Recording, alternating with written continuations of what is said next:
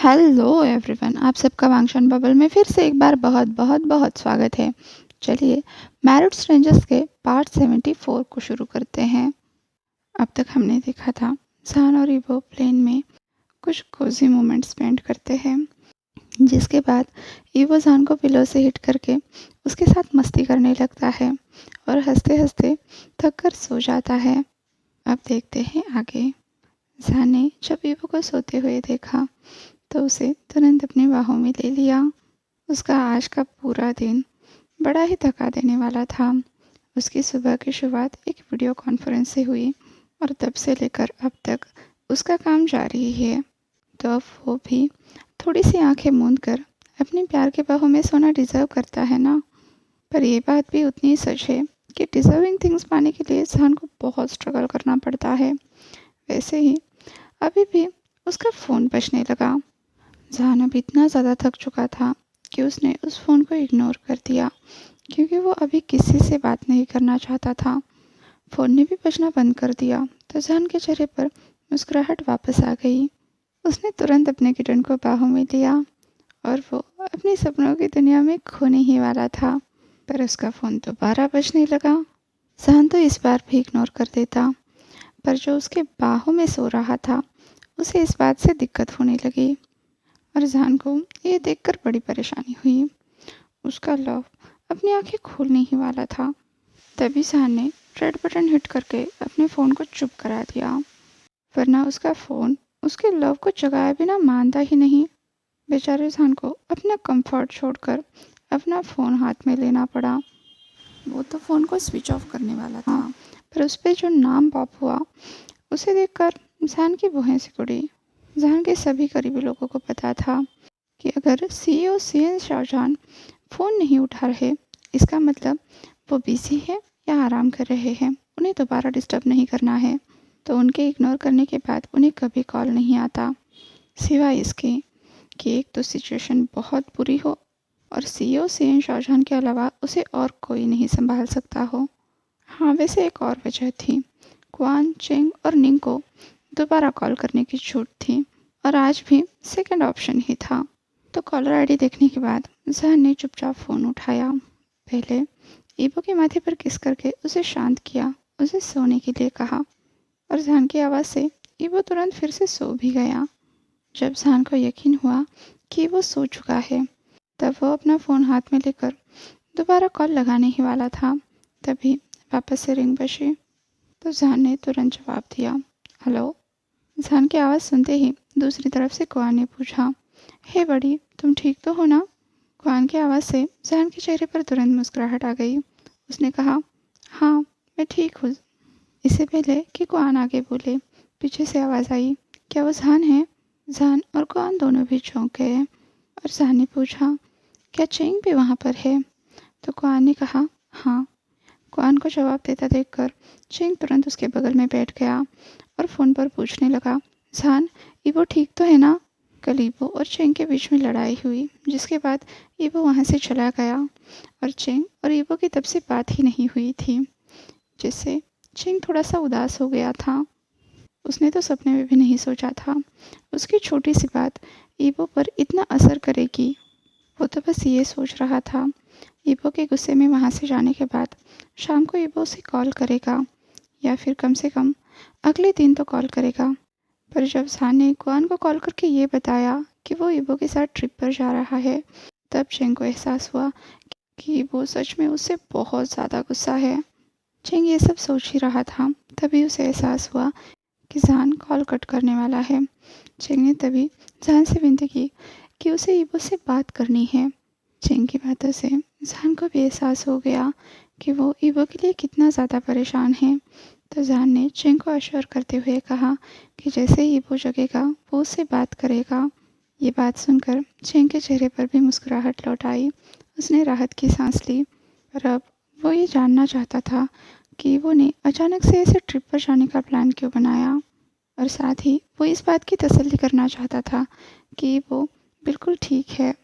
Cheng का सवाल सुनकर जहान के चेहरे पर भी एक प्यारी सी मुस्कुराहट आ गई। उसने अपने बगल में सोते हुए ईबो को देखा और उसके बालों में हाथ फिराते हुए कहा, हाँ, वो बिल्कुल ठीक है। क्या मैं उससे बात कर सकता हूँ? तुरंत चेंग ने पूछा। तो जहान ने कहा, वो सो रहा है चेंग। जब वो उठेगा तो मैं उसे तुमसे बात करने के लिए कह दूंगा। ठीक है जहान, चेंग ने कहा। क्वान भी चेंग को परेशान देखकर उसे संभालता हुआ बोला, डार्लिंग सब ठीक है। चेंग क्वान की बाहों में था। उससे कुछ भी आगे बोला नहीं जा रहा था और क्वान उसे संभाल रहा था। दूसरी तरफ जहान अभी भी कॉल पर था। उसने चेंग की परेशानी समझते हुए कहा, चेंग तुम्हें तो पता है ना ईबो कैसा है। फिर उसने बस एक नज़र ईबो की तरफ डाली और कहा, वो अपना गुस्सा बस उन्हीं लोगों के सामने दिखाता है जिन्हें वो अपना समझता है, और मुझे खुशी है कि तुम उनमें से एक हो। चेंग जो क्वान का कंफर्ट एंजॉय कर रहा था, उसने जहान की बात सुनकर चुगल करते हुए कहा, फिर तो तुम सबसे लकी हो जहान। जहान इस बात पर कंफ्यूज हो गया। उसने पूछा, क्या मतलब चेंग? तो चेंग ने कहा, क्योंकि तुम अकेले ऐसे हो जिससे वो पूरे 3 साल तक गुस्सा रहा। चेंग ने बहुत सीधी सी बात कही, पर वो सीधा जाकर जहान के दिल पर लगी। उसे फिर से वो दिन याद आ गए जब वो ईबो के बिना अकेला था। उसे याद आया 3 साल पहले उसने ईबो से शादी की थी, जो उसका प्यार था, पर ईबो के लिए वो बस एक स्ट्रेंजर था। एक ऐसा स्ट्रेंजर जिसके लिए ईबो ही उसकी दुनिया है, जो ईबो को खुद ईबो से भी ज़्यादा अच्छे से जानता है। ईबो की नज़र में वो एक अजनबी था, फिर भी वो ईबो के सबसे ज़्यादा क्लोज था। वो उसका हस्बैंड था, उसकी फैमिली, चाहे कागज़ पर ही सही, पर वो दोनों शादीशुदा थे। हाँ, उसे कोई हक नहीं था कि ईबो को वो अपने पास रखे, क्योंकि ये ईबो का डिसीजन था। वो उसके साथ नहीं रहना चाहता था, पर उसके दिल में उससे भी पहले की याद थी जब उसके पा ने उसे खबर दी थी कि वो इस शादी के लिए मान गया है। उसके दिल का एक कोना इस बात पर कभी भी यकीन नहीं करता था, पर वो शादी के लिए मान गया। इस बात के आगे ये डाउट बेफिजूल का था, पर जल्द ही जहान को पता चल गया कि उसकी खुशियाँ बस 2 पल की ही थी, क्योंकि कुछ ही देर में उसे पाके गुजरने की खबर मिली। उसकी तो दुनिया ही लुट गई। फिर भी जहान ने खुद को संभाल लिया, क्योंकि उसे ईबो को संभालना था, ईबो की स्ट्रेंथ बनना था। जहान ने कितनी मुश्किल से अपने आप को संभाला होगा। ईबो को संभालने के लिए इस बात को कोई सोच भी नहीं सकता, पर जब जहान ईबो के पास पहुंचा तो उसे क्या पता चला कि वो उसके पाकी सेक्रेटरी से कह रहा है कि वो अपने हस्बैंड से मिलना ही नहीं चाहता। और जब जहान ने मिस्टर शिन यानी पाकी सेक्रेटरी से ये बात सुनी, उसे अपने कानों पर बिल्कुल भी यकीन नहीं हुआ। पर सच यही था, ईबो उसे बिल्कुल नहीं मिलना चाहता था। दोबारा जहान के साथ एक ही दिन तो बहुत बुरी चीज़ें हुई। एक तो उसने अपने पा को खो दिया और दूसरी तरफ अपने न्यूली वेडेड हस्बैंड को। पर इस चीज़ ने जहान को ईबो से मिलने से नहीं रोका। जहान जैसे ही ईबो को समझाने के लिए उसके पास पहुंचा, ईबो जहान से लिपटकर बहुत बुरी तरह से रोने लगा। जहान अपने न्यूली वेडेड हस्बैंड का दर्द समझ पा रहा था और अब वो भी रोने लगा था। दोनों काफ़ी देर तक बिलक बिलक कर रोते रहे और उसी वक्त जहान ने कसम खाई, चाहे जो हो जाए वो हमेशा ईबो को प्रोटेक्ट करता रहेगा। ईबो रोते रोते वही जहान की बाहों में सो गया। जहान उसे उठाकर उसके कमरे में ले गया, उसे ठीक से सुलाया, उसके जगने का इंतज़ार करने लगा ताकि वो उससे बात कर सके। पर उसकी आशाएं तो तब राख में मिल गई जब उसने ईबो को चेंग से बात करते हुए सुना। ईबो कह रहा था, वो इस शादी के लिए बस इसलिए मान गया है क्योंकि ये उसकी पाकी इच्छा थी, और अगर मिस्टर सेन शाओ उसे खुश देखना चाहते हैं तो वो उसे अकेला छोड़ दें। चेंग ने इस बात पर ईबो से बहस करने की भी कोशिश की थी, पर ईबो अपनी बात पर अड़ा रहा। वो इस शादी को मानता है, पर सिर्फ पेपर्स पर। वो कभी अपने हस्बैंड को अपना नहीं मान सकता। ये बात जहान को अंदर तक हिला कर रख गई और उसने उसी दिन ये देश छोड़ दिया, क्योंकि अब उसकी यहाँ पर किसी को ज़रूरत नहीं थी। पर इसका मतलब ये नहीं था कि वो अपनी जिम्मेदारियाँ भूल गया हो, वो अपने बिलोड की केयर करना भूल गया हो। आज ये सब बातें जहान को दोबारा से हिट कर गई और जहान चकल करते हुए बोला, मुझे समझ नहीं आ रहा, इस बात से मुझे खुश होना चाहिए या दुखी। आंखें बंद करके जहान अपने आप को शांत करने की कोशिश करने लगा। दूसरी तरफ चेंग, जिसने बिना सोचे ये बात बोल दी थी, उसने पाया कि जहान ने उसकी बातों को दिल पर ले लिया है। उसने तुरंत कहा, हे जहान, मेरे कहने का मतलब ये नहीं था। पर जहान ने उसे कोई जवाब नहीं दिया।